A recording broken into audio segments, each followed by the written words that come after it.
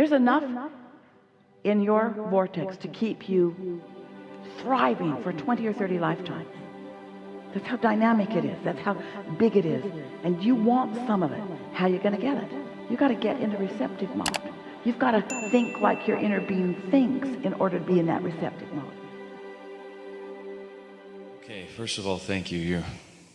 This is my second time in the hot seat. You really helped me the last time. I just got a question. I'm at a point in my life right now, going to be consciously moving into an area that's unknown to me. We're not making fun of you. Yeah, go for it. But everyone's at a point in their life, and that's true of everybody every time. I think moving you're into right. an area that's unknown. You think it's more obvious, but that's happening constantly. So why does this feel more emphatic? I guess because I've had the illusion, as it were, there you go, that I knew what I was doing before. Yeah, flawed premise. And I had some control over it. Not an illusion that you knew what you were doing, but an illusion that you knew everything that you wanted. Yeah, absolutely. Or an illusion that you were even consciously aware of all that is in there that you do want, that's working its way to you. Bingo. Yeah.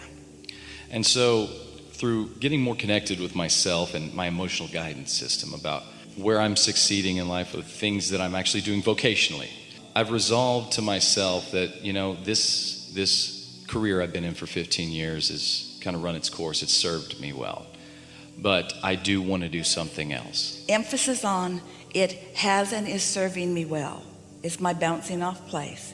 It has and is serving me well. Yeah. That it has run its course is a flawed premise. Okay. Because the root of what's happening now is never irrelevant. Okay. That's important. But looking back at the root is counterproductive. Just accept that its power is always there and don't diminish its value. Gotcha. Because in diminishing its value, you cut yourself off from everything that is blossoming out here as a result of what once was the root. Do you follow that? I do. We did an exercise at a camp we went to recently where we were on a ropes course and we were up top, and it was kind of like each rope was a little bit farther out, so you really had to trust. So I guess the basis of my question is going to be this concept of trust. And that exercise was very easy for me because I'm not afraid of heights, and I know what a rope can do if I grab it. Where I am right now is I feel like I'm moving across a tightrope with no rope. This matters so much. Nowhere in our conversation of helping you to understand about the expansion of your being and the evolution of your being and the accomplishment of your desires and the manifestations of everything that matters to you, nowhere do we ever ask you to move forward with uncomfortable feeling within you. We're not asking you to trust what you don't trust. We're asking you not to move until you do trust. That's a big difference. Because if you're moving while you're feeling uncomfortable, then you've got enough resistance still within you that your inner being doesn't have, that it's going to hinder your reception. It's going to hinder what you think your inner being is guiding you to. You see what we're getting at? I do. So the moving forward intention isn't to gather yourself together and move without trust. It's to relax a little bit and meditate a little bit until you feel confidence in the next idea that's coming. You're going to hear this and it's going to be of great value to you. So we're going to say something that we already said, but you're going to hear it now in a way that you didn't hear it before. In your waking state, you are always in the receiving mode of something. The question is, what have you got your tuner set to? Most people are not meditating, and so they're not tuned to the vibration of their source. If they were, they would be happier more of the time, and more of these wonderful things would be steadily manifesting in their experience. But most people have their receiver tuned to the problems that are going on, to what's going on. And so when an idea comes to you, Esther's begun asking herself this question many times in every day, because an idea will come and she will say, what receptive mode did that come from? Was I tuned in, tapped in, turned on with source energy? And was that an idea that came because they all know what I want and who I really am and where everything I want is and what my path of least resistance is? Is this idea that came, this life-giving idea that will lead me along to this manifestation that I want? Or did it come from my negative thoughts, from my mistrust? Was it a warning bell or was it guidance? And the only way that you will know, and you can know, is through some consistently quieting your mind, some consistently hearing or feeling an impulse drop in, and then following the impulse to a fruition that shows you something pleasing or not. And so we want you to trust the process. We want you to trust your vortex. We want you to trust your inner being. We've written a book that says, when you ask, it is given. And no kidding, when you ask, it is given. But it is given in a vibrational format that you have to allow to turn to things through your conscious interpretation. Do you get that? There are no things being trucked in from other planets. Your economy is evolving through your focus upon things. Creation is about your vibrational interpretation of thoughts turning to things. And so we want you to trust the process. We want you to know that your inner being exists. We want you to know the difference between a negative emotion and a positive emotion. We want you to know that when you feel great, you are in resonance with source. And when ideas come under those conditions, follow them, because those are great ideas. And not only will it lead to something wonderful eventually, it will be fun all along the way. Yeah, and that's what I'm all about, is I want to start enjoying what I'm, the journey of it. But you can't start enjoying the journey by pointing out what's been wrong with the existing journey or with the past journey. It's all of value, satisfied with what is and eager for more. So you've put a lot into your vortex, and there's so much ripe and ready for you to receive. And sometimes people say, well, even though I don't really trust, if I just move forward, I'll get over my fear and good things will come. And we say, that's one way of going about it. We're not saying that there wouldn't be value that would come from whichever way you choose. But which do you prefer, clarity or confusion? Clarity. And which feeling do you want to make your next decision from, clarity or confusion? Which feels better, exhilaration or lethargy? And which feeling do you want to make your next decision from?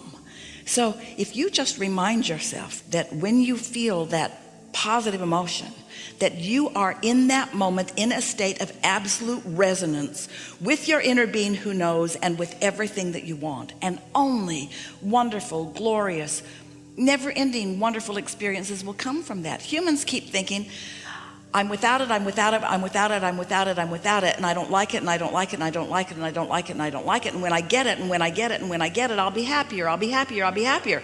So I don't want to be without it, I want to be with it. I don't want to not have it, I want to have it. And when I have it, then I'll be happy. And it doesn't work that way. You got to be happy, happy, happy, happy, happy, happy, and then the manifestation comes, you see? Satisfaction all along the way.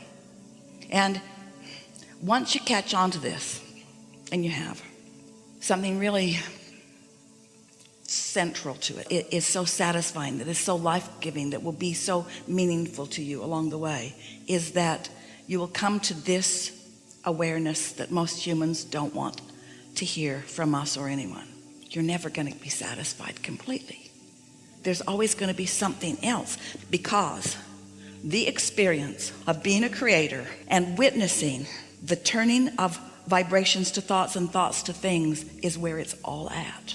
When you are a creator, you want your hands in that clay, and creating is where it's at. And so not only are you not ever going to get it done, because once you've manifested this, there's a whole bunch more in the pipeline. You can't stop your experience of asking for more, and your inner being's not ever going to stop providing the more. And so there's never going to be a time when in your human body that there's not a potential for a gap between who you've become vibrationally and who you've allowed yourself to become by what you focus on. And so once you understand that, so step one is ask, and contrast causes that. Step two is source answers, and that's not your work at all. Step three is you want to get into the receptive mode through meditation. It's the easiest way. It's the most secure way. Step four is you're really good at step three. Step four is mastery of alignment. Step four is when you would rather feel good than not, and you understand that feeling good means resonance with who you really are, and that's what you're going for as much as you can. And step five is you're back in a contrasting moment, and you're not mad at yourself, because you understand step one will always happen. You're always going to be asking for something beyond where you are, because you always have wanted and always will want that exquisite, delicious experience of getting to move into the more. You're a creator. Can you imagine being someone who sculpts great things? People say, what do you do? And you say, I'm a sculptor. What do you sculpt? This, I sculpted this. What's next? Nothing. That's it.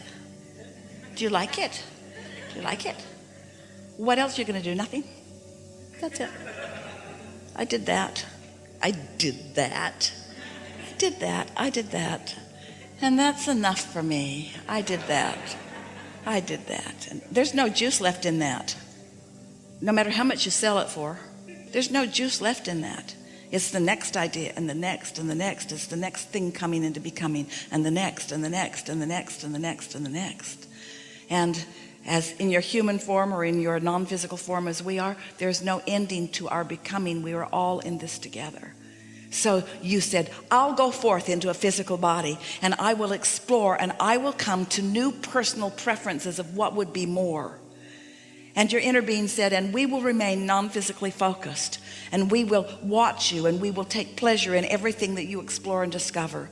And when you know what you don't want and therefore know what you do want, when you radiate that sincere from your own life experience decision about something, we will focus on it unequivocally. We will give our undivided attention to your desire, never to the absence of it, and we will set forth unto the universe a vibrational broadcast that law of attraction will respond to. So there will be this synergy that's coming to what you have asked for, and you'll be out there, and maybe you'll align with it and maybe you won't. It depends on how much justification you think you need to give in order to be the recipient of something like that. But if you can feel for us and feel the joy that we feel for your creation, and if you reach for the resonance of that joy, when you come into that exhilaration, then your creation, our creation that you've set in motion and we have kept in motion, will give all of us pleasure as it continues to evolve. And no creation is ever complete. No creation is ever complete. There's always more energy to add to it, you see. And so, why? What's the point of all of it? For the joyful life that we are all about. You didn't come to fix an earth that's broken. It isn't. You didn't come to prove worthiness. You are worthy. You came to create. You came to turn thoughts to things. You came to find resonance with who you really are, and resonance with the new expansion that is you, and to experience in real physical terms, in as vivid of terms as it gets, where you can see it and hear it and smell it and taste it and touch it, all of the wonderful things that you are the creator of, you see. So then you stand in appreciation of everything that you've lived. I'm so glad I had all of that experience, because without that experience, without those experiences with all those people, I wouldn't be standing here desiring that. And this is life. This desire represents life. It represents more. It represents motion forward. And my inner being is all over it. Source energy is all over it. And when I'm in tune with that, the thrill is divine and the leverage is incredible. That's what true enlightenment and upliftment and empowerment is.